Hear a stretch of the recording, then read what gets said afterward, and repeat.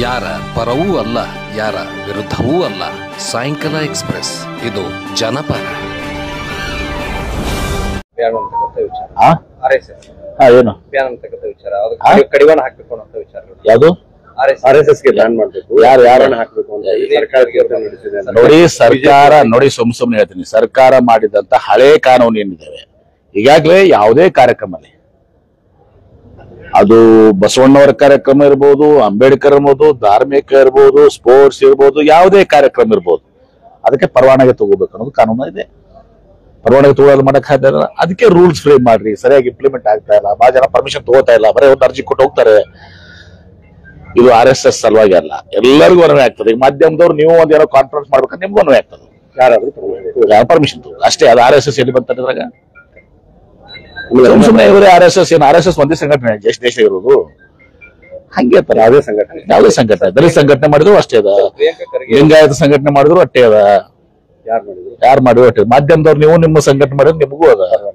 ಪ್ರಿಯಾಂಕಾ ಖರ್ಗೆ ಪ್ರಸ್ತಾವನೆ ಇಟ್ಟಿದ್ದೆ, ಅದನ್ನ ಸರ್ CM RSS ಬ್ಯಾನ್ ಮಾಡಬೇಕು ಪತ್ರ ಬರ್ದಿರ್ಬೋದು ಕೆಲವೊಂದು ಕಾಲ. ಯಾಕಂದ್ರೆ ಅದು ಏನಾಗಿದೆ, RSS ಪ್ರಿಯಾಂಕಾ ಖರ್ಗೆ ಅವ್ರದ್ದು ಒಂದು ವಾದ ಇದೆ, ಮತ್ತು ಸತ್ಯನೂ ಕೂಡ ಇದೆ. ರಿಜಿಸ್ಟರ್ಡ್ ಆಗ್ಲಂತ ಸಂಘ, ಅದು ರಿಜಿಸ್ಟ್ರೇಷನ್ ಕೂಡ ಮಾಡಿಲ್ಲ. ಮತ್ತೆ ಇವತ್ತು ದೊಡ್ಡ ದೊಡ್ಡ ಪ್ಯಾಲೇಸ್ ಕಟ್ಟಿದ್ದಾರೆ, ರಿಜಿಸ್ಟ್ರೇಷನ್ ಆಗ್ಲಾದ ಸಂಘ. ಅದೇ ಕಾಂಗ್ರೆಸ್ ಅವ್ರು ಮಾಡಿದ್ರೆ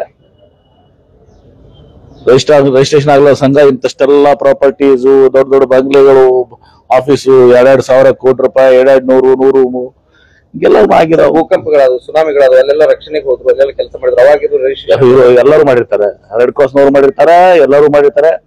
ಸ್ವಾತಂತ್ರ್ಯ ಹೋರಾಟನಾಗ ಯಾಕೆ ಭಾಗವಹಿಸಲಿಲ್ಲ ಅವರು? ಭೂಕಂಪ ಆದಲ್ಲಿ ಹೋಗಿದ್ರಿ, ಅದು ದೊಡ್ಡ ಭೂಕಂಪ ಅಲ್ಲ, ಸುನಾಮಿ ಅಲ್ಲ, ಅದು ಸ್ವಾತಂತ್ರ್ಯ ಹೋರಾಟ. ಲಕ್ಷಾಂತರ ಜನ ಪ್ರಾಣ ಕಳ್ಕೊಂಡ್ರಲ್ಲ, ಅವಾಗ ಯಾಕೆ RSS ಭಾಗವಹಿಸಲಿಲ್ಲ? ರಾಷ್ಟ್ರ ಭಕ್ತರಲ್ಲ ಅವರು, ರಾಷ್ಟ್ರ ಪ್ರೇಮಿಗಳು, ದೇಶಭಕ್ತರು, ದೇಶಭಕ್ತಿ. ಇವರಿಂದ ನಾವು ಕಲಿಬೇಕು. ಯಾರು ಸ್ವಾತಂತ್ರ್ಯ ಹೋರಾಟದಲ್ಲಿ ಭಾಗವಹಿಸಿಲ್ಲ ಅವರಿಂದ ನಾವು ಕಲಿಬೇಕು. ಒಂದು ವೇಳೆ ಸ್ವಾತಂತ್ರ್ಯ ಹೋರಾಟದಲ್ಲಿ ಇವತ್ತು ಸಿಕ್ಕಿರ್ದಿದ್ರೆ, ನಮ್ಗೆ ಸ್ವಾತಂತ್ರ್ಯ ಸಿಕ್ಕಿರ್ದಿದ್ರೆ ಗಿರಿರಾಜ್ ಮಾತಾಡ್ತಿದ್ರ? ಡಾಕ್ಟರ್ ಬಾಬಾ ಸಾಹೇಬ್ ಅಂಬೇಡ್ಕರ್ ಸಂವಿಧಾನ ರಚನೆ ಮಾಡ್ಲಿಕ್ಕೆ ಮಾತಾಡ್ತಿದ್ರ? ಇವರೆಲ್ಲ ಎಲ್ಲಿದ್ರು ನಿಮ್ಗೆ ಗೊತ್ತದ? ಎಲ್ಲ ಬ್ರಿಟಿಷರು ಕೂಡ ನಾವು ಸತ್ಯ ಅದದು. ಸರ್, ಜಿಲ್ಲೆಯಲ್ಲಿ ಕಂಟಿನ್ಯೂಸ್ ಆಗಿ ಭೂಕಂಪಗಳು ಆಗ್ತಾ ಇದೆ. ತಿಕೋಟದಲ್ಲಿ ಆಯ್ತು, ಅದೇ ಹಿಂದಿನೂ ಕೂಡ ಬಹಳ ದಿವಸ ಇದೆ, ಅದಕ್ಕಿಂತ ಮುಂಚೆ ಟೆಕ್ನಿಕಿ ಇದು ಎಲ್ಲ ಇವತ್ತು ಸಾಗ್ತಾ ಇದೆ. ಅದಕ್ಕೆ ಈಗಾಗಲೇ ಹಿಂದೆನೂ ಕೂಡ ಅದನ್ನು ಸ್ಟಡಿ ಮಾಡಿದ್ದಾರೆ. ಇದು ಮಾಪನ ಕಡಿಮೆ 2.5 ರಿಕ್ಟರ್ ಇದೆ. ಅದಾಗಿನೂ ಕೂಡ ನಾವು ಇಲಾಖೆಯವರು 2.9 ಅದೇ ಗೊತ್ತಾಗುತ್ತೆ. ಯಾರ ಪರವೂ ಅಲ್ಲ, ಯಾರ ವಿರುದ್ಧವೂ ಅಲ್ಲ. ಸಾಯಂಕಾಲ ಎಕ್ಸ್‌ಪ್ರೆಸ್, ಇದು ಜನಪರ.